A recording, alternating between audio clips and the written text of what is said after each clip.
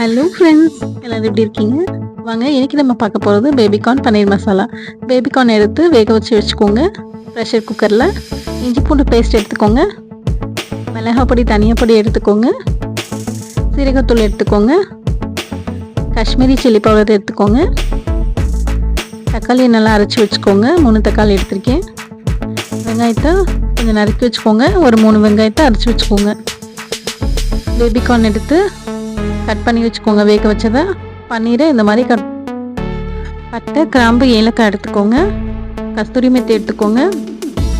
Butter எடுத்துக்கோங்க.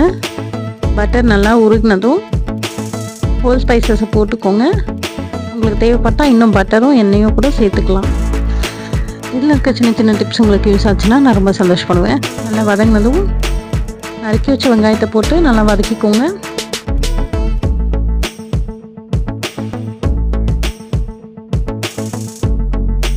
இப்போ அரைச்ச வெங்காயத்தை போட்டு நல்லா வதக்கிக்கோங்க.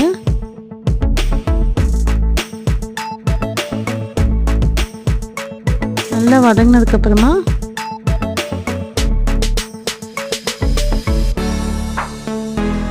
நம்ம இஞ்சி பூண்டு பேஸ்ட்டை சேர்த்துக்கலாம்.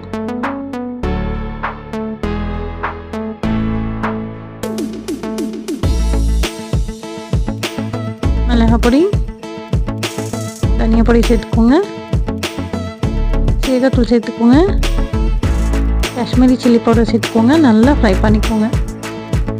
நீங்கள் நிறைய எண்ணெய் விட்டிங்கன்னா அதில் நல்லா மருந்து நிற்கும். பட் அது நல்லது இல்லை, ஹெல்தி இல்லை. அதனால் எண்ணெய் கம்மியாக தான் சேர்த்துருக்கேன். இப்போ சேர்த்தது பொட்டுக்கடலை பொடி சேர்த்துக்கோங்க. அப்படி இல்லைன்னா கடலை மாவை சேர்த்துக்கோங்க 1 ஸ்பூன் ஃபுல்லாக. அதுக்கப்புறமா தக்காளி இருக்குல்ல, அரைச்சி வச்சதை சேர்த்துக்கோங்க.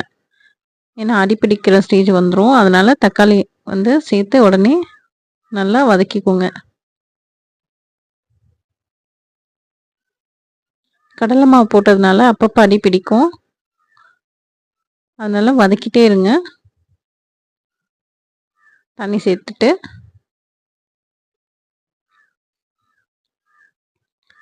பன்னீரையும் பேபிகார்னையும் வேக வச்சுருக்கோம் இல்லைங்களா. பன்னீரை வேக வைக்கல, பேபிகார்ன் மட்டும் வேக வச்சுருக்கோம். ஸோ அதை கட் பண்ணி வச்சுருக்கோம். நீல வாக்கில் அதையும் சேர்த்துட்டு உப்பு சேர்த்துட்டு நல்லா கிளறி விட்டுக்கோங்க. நம்ம எப்போவுமே ஹெல்தியான ரெசிபிஸ் போடுறதுனால எண்ணெயும் பட்டரும் கம்மியாக தான் சேர்க்குறோம். அதனால் உங்களுக்கு தேவைப்பட்டதுன்னா நீங்கள் சேர்த்துக்கோங்க. கஸ்தூரி மெத்தியை நல்லா க்ரஷ் பண்ணி மேலே தூவி விட்டுடுங்க.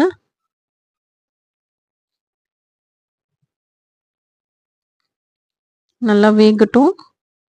வெந்ததும் சர்வ் பண்ணிடலாம். இது ஒரு சப்பாத்தியோடு சாப்பிட்டிங்கன்னா ரொம்ப நல்லாயிருக்கும், அட்டகாசமாக இருக்கும். ட்ரை பண்ணி பாருங்கள். சப்பாத்தியோடு சாப்பிட்டிங்கன்னா அட்டகாசமாக இருக்கும். ட்ரை பண்ணி பாருங்கள். செஞ்சு பார்த்துட்டு எப்படி இருக்குன்னு கமெண்ட் பாக்ஸில் சொல்லுங்கள். என்னோடய சேனலை பிடிச்சிருந்தா லைக் பண்ணுங்கள், ஷேர் பண்ணுங்கள், கமெண்ட் பண்ணுங்கள், சப்ஸ்கிரைப் பண்ணுங்கள். தேங்க்யூ.